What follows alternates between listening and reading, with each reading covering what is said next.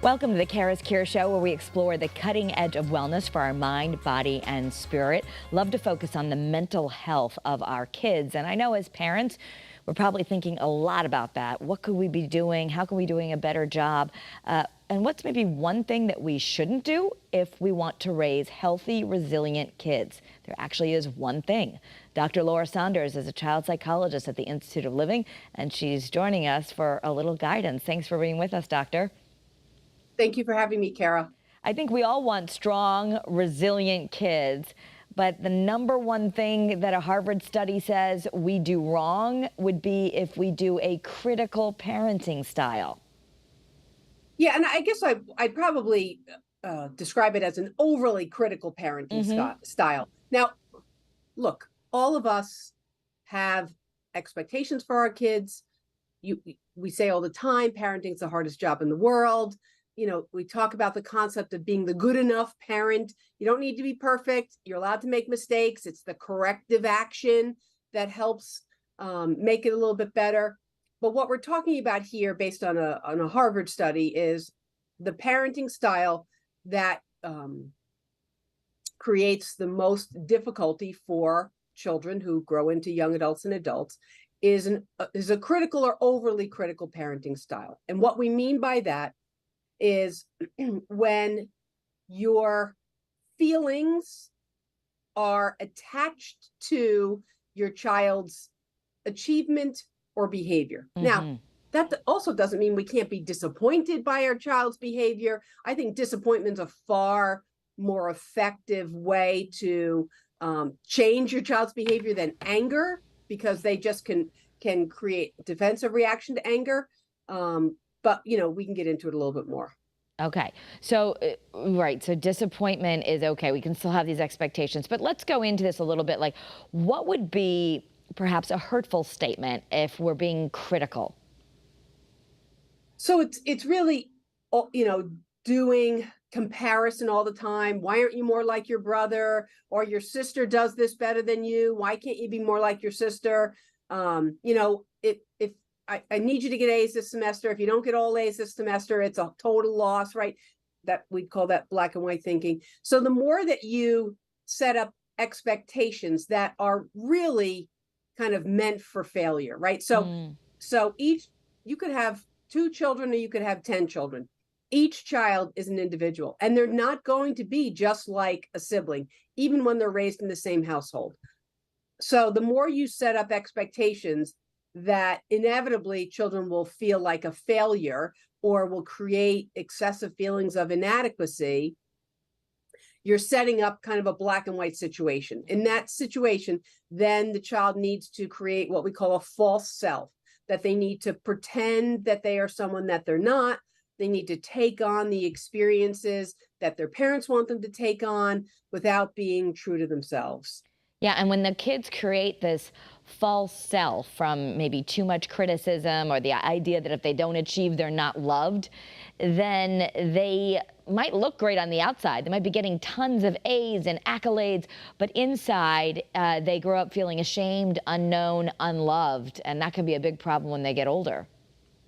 Absolutely, and the more that you constantly attach your approval to their achievements, it doesn't let them know that they're just okay with however they are, right?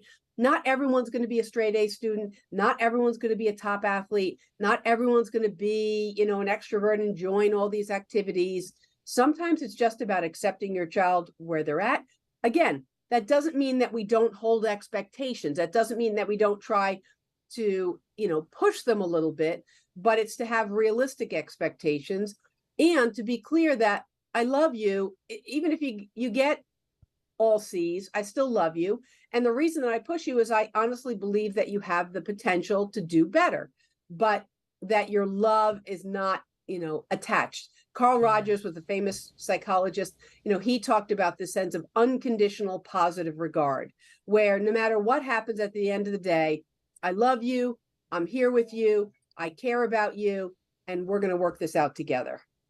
I love that. Okay, so let's say that again. It was unconditional positive regard, because I was going to ask you, well, script us. How would we handle, you know, your kid comes home and Maybe they just bombed a test and you know they didn't study for it. So you're feeling like, hey, if you'd studied, you could have gotten an A on that test or at least a B. But what you're saying is we have to make room for failure. And by letting our kids know it's okay to fail sometimes, it doesn't mean we're condoning mediocrity or not trying. Right. I mean, in that situation, so a child comes home, they've bombed a test. I would say, you could say something like, well, how does that make you feel? They could say, I don't care. Okay. Do you know in your heart that you really like put the effort in to study for this test? And you can sort of pursue that, right? You can go down that road, okay, well, you say you don't care, but in the past, you actually have cared about some of these things. And it seems like you haven't been putting forth the effort in your homework and in some other areas academically. Do you really not care, or are you just pretending not to care, right? So you can explore this. I'm not saying that we just say, okay, whatever happens, happens, but it's really trying to dig at what's going on for your teen or your child in that situation. It's not heaping on tons of criticism. I mean, it's okay to say, I expect you to put forth the effort and try your hardest. That's certainly a reasonable thing for a parent to say. That's different than saying or giving the message either directly or indirectly, anything less than all A's is a failure. Right, right.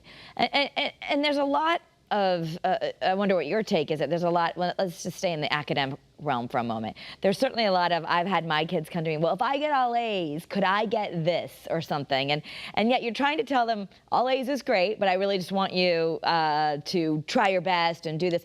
But I guess we define that a little bit more. Or is it okay to, have we gotten too much about attaching awards to achievement?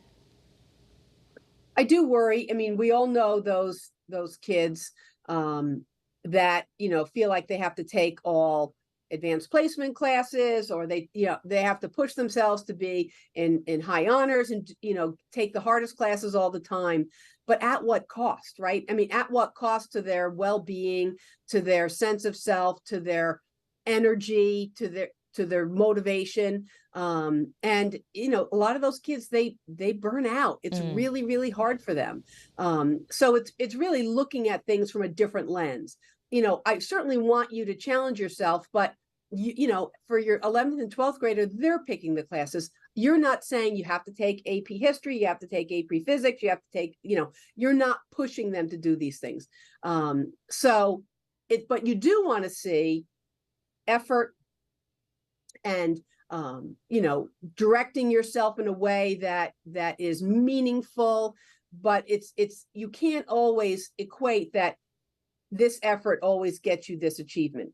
So if a child came to me and said, I really want I want a new something, probably something big, if I get all A's, I'd say, okay, well, I don't want you to set yourself up for the sense of failure, because then if you don't get that goal, then it's a failure experience. You don't get that reward or reinforcement or whatever it is that you wanted. So it's really better to break things down into small pieces, that if you want to be more achievement oriented, or your child's more achievement oriented, you can set up rewards and reinforcers, but I would not set it up in such a way that it's going to be black or white. You either achieve the whole thing or you bomb the whole thing. Okay, so instead, maybe your child says, I want this new scooter if I get all A's, or whatever it is. I want this new bike, or I want you to take me skiing for the weekend if I get all A's, or whatever it is, but the prize. You would break it down more into a SMART goal of like what's actionable and these 3 steps. And then you would actually do reinforcers for making each step. And then maybe they get some A's, some B's, and some C's. And the right answer for not being an overcritically parent would be what? It would be exactly that. It's breaking things down. So if earning a scooter takes, in your mind, 10 different steps, that you break down those 10 different steps. It might be some grades, it might be some effort at home, doing chores, it might be some other things. So the more that you can break things down into pieces, it helps it feel achievable instead of like an all or nothing. Because if it's an all or nothing, that just sets up the expectation of, oh, well, I didn't get it done, so that it's a failure experience, as opposed to like, well, I got 4 A's and 2 B's, which is still very good. Yeah. You don't want to see that as a failure experience. Right, right. And there's so much pressure on social media right now. I mean, I see it all the time. I have a junior who's looking at colleges and already assuming that you can't get into these great colleges unless you have a 4.5 or something, and people talking about their perfect SATs and all this. I think it's tricky for parents because we do want them to go to the best college that they can, and a lot of us even want to make sure that they go to college. So there is a lot of pressure we're putting on the kids, but I guess the most important thing is you're saying if we put a lot of pressure on with a lot of criticism, it's going to harm them emotionally, and criticism doesn't motivate. Right. What I would tweak that a little bit is, I want my child to go to the college that is the best fit. So it's a slightly different mindset, right? There's 7 Ivy League schools, right? They take 2 to 3% of all the people that apply. Those are not realistic schools to apply to. You want to help your child find the best college that is the best fit for them, and that might be whatever components your child's looking into. So it's really, as you redefine things, you create steps towards success, as opposed to the all or nothing. I'm a failure because I didn't get into the best college, but who's to say what the best college is? The best college is the college that is the best fit for you, where you will find your sense of self and your success. And also having the expectation that there are failures, there are mistakes, there are hurdles, there are barriers along the way, and that those are part of the process. Those are not the end of the journey. Really normalizing that failure is a step on the way to success. Absolutely. Yeah, and that's something. And then it's how do you manage that experience, right? Do you manage it as in, okay, now I'm going to quit because I didn't do well at this experience, or I was watching the Kelsey brothers on Prime, right? One of the brothers got kicked off the team, couldn't play a whole year because he failed French, right?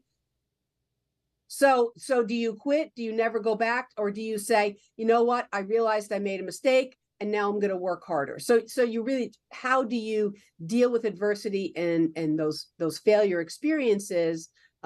Because we will have those failure experiences all of our lives. So if we don't develop some resiliency and some ability to tolerate the distress of those failure experiences, it won't help us sort of step into things. Yeah. So that's really important. I mean, the point of this podcast in the beginning, we were talking about this Harvard study that shows the best way to have resilient kids is not to be a critical or overly critical parent. Now, I think it's hard sometimes for parents, and at risk, let me just stop right here. At risk for these parents saying, oh my gosh, I've ruined my kid. I've tried to get them to overachieve. You say the most important thing is really the repair and how we move on from this moment, literally. We all make mistakes as parents, and it's not, again, I don't want to hold ourselves to an all or nothing standard. I failed at managing this situation, so now I'm a failure. It's okay, this didn't work out so well. The way I handled it actually made the situation worse. So how can I fix it? How can I correct it? Sometimes it's an apology, sometimes it's a discussion. So I mean, it's the repair of the relationship that builds the strength in the relationship, and it's kind of the corrective experience that helps you realize, wow, we can communicate, we can get through tough times, we can work through these things, and it can make us better people. I don't want it to be that that's a failure experience, I'm an inadequate person, and I'm never going to try again. Yeah, and as far as criticism, I mean, we can all overly criticize ourselves. I'm sure, sometimes overly criticize our kids.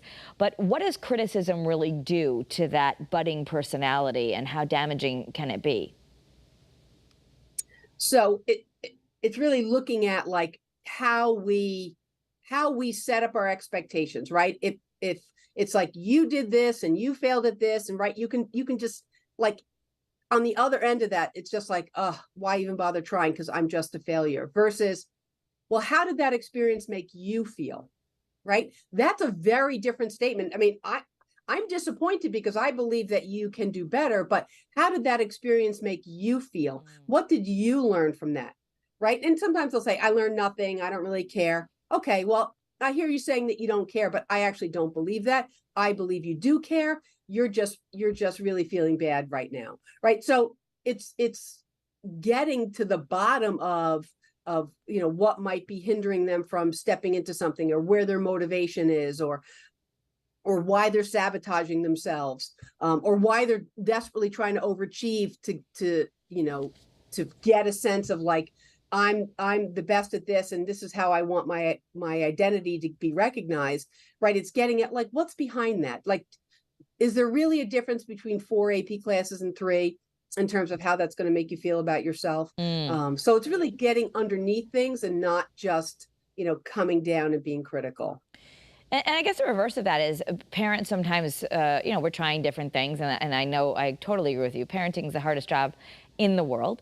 But as we are trying to motivate our kids, and we can see the end result, like, oh, you're not trying very hard, and this actually is going to matter because you're going to be sad when you don't have the GPA you want to apply to some colleges, not necessarily Ivy Leagues, but you see them slacking off, and we want to motivate, and we might wrongfully try to use reverse psychology. We might wrongfully try to criticize, like, well, if you don't do that, you're not going to feel very good or whatever. But what's the right way to motivate kids so that they can achieve the things we know that probably deep down they want to?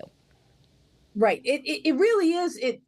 Sometimes that reverse psychology can work, but what you're getting at is what's really important to you. Like, yes, I'm telling you that I feel that in my life experience, when you work harder, you get better grades, you have more options, right? It's not necessarily about getting into the best school. It's you have more options.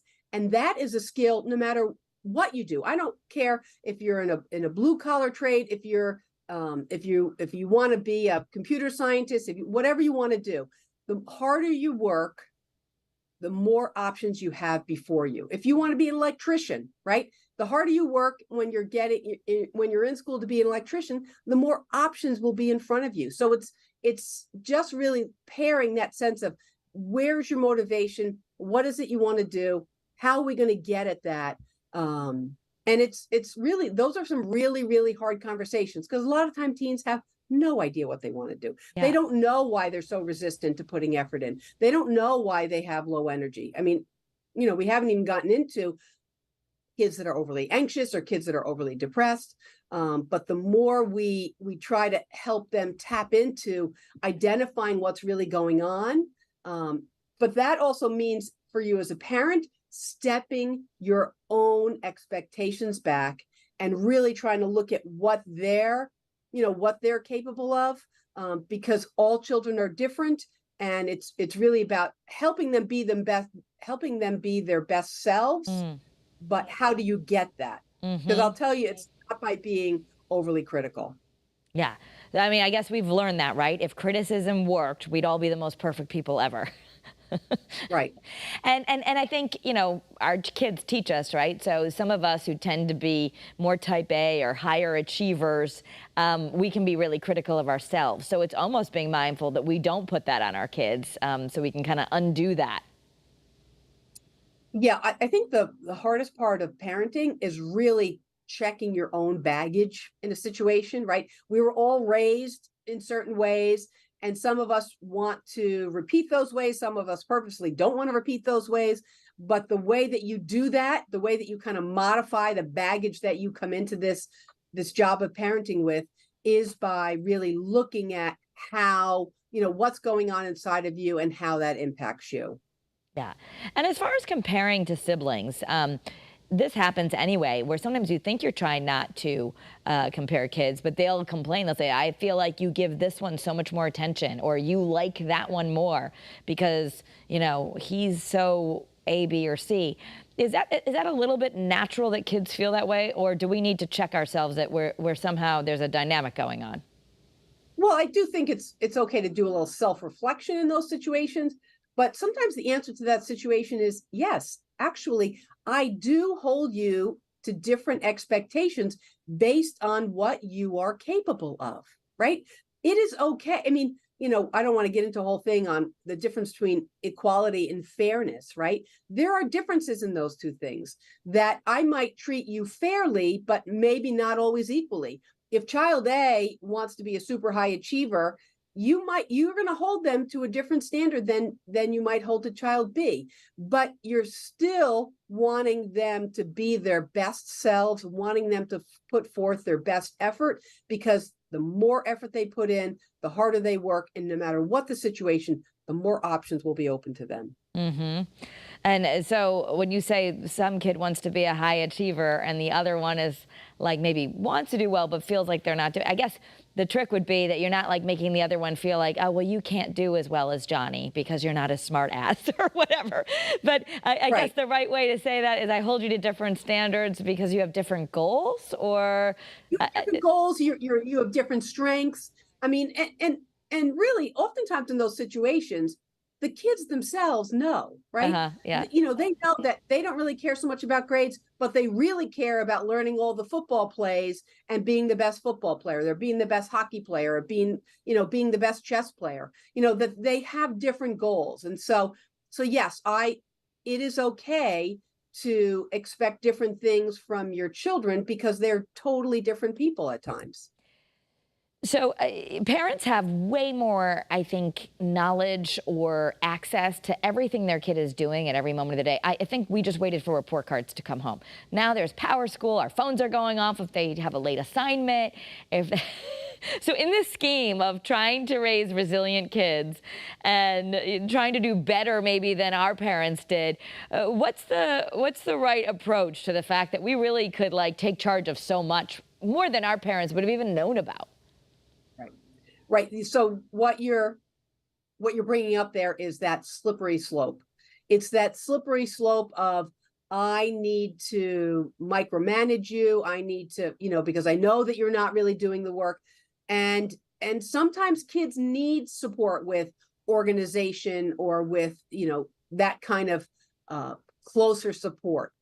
But you just need to be careful that your level of investment is not too much greater. It's often greater as a parent than a child, but your level of investment is not too much greater than your child, because it's you as the parent constantly pushing them, and them shrinking away from their own motivation and their own goals. Gotcha. So you want to really make sure we're figuring out where their internal motivation is, because that's really what's going to get them through their life, not the external of withholding some sort of affection or love or attention because they didn't achieve.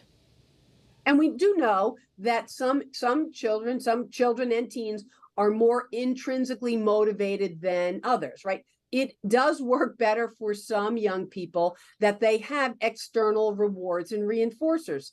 And so again, that's, really finding ways to motivate your children slightly differently.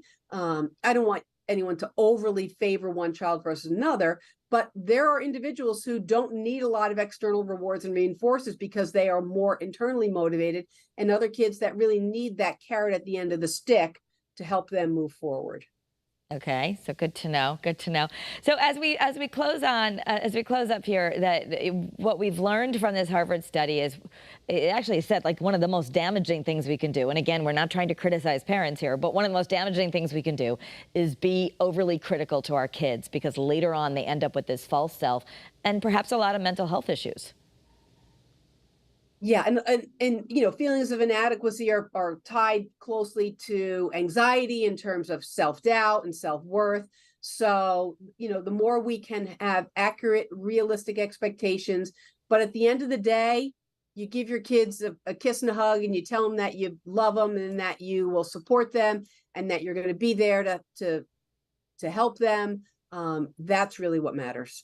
Love them no matter what. I forget the famous psychologist. What did he say? Unconditional positive regard. Unconditional positive regard. That is our goal. Yes. All right. Dr. Laura Saunders, thank you for always explaining the latest information out there as we all try to spend a little bit better time with our mental health and being better parents as well, or the best that we can be, I should say. Good enough parents. We just need to be good enough. Just need to be good enough. All right. Dr. Laura Saunders from the Institute of Living, child psychologist there. Thank you so much for being with us. Thank you, Kara. And you can find more information on the cutting edge of wellness on the CURES podcast. You can always listen on Apple or Spotify. I would love it if you would like and subscribe. You can follow me on social media at Kara Sundlin, where I like to share this content there as well. Have a great day, everyone, and be well.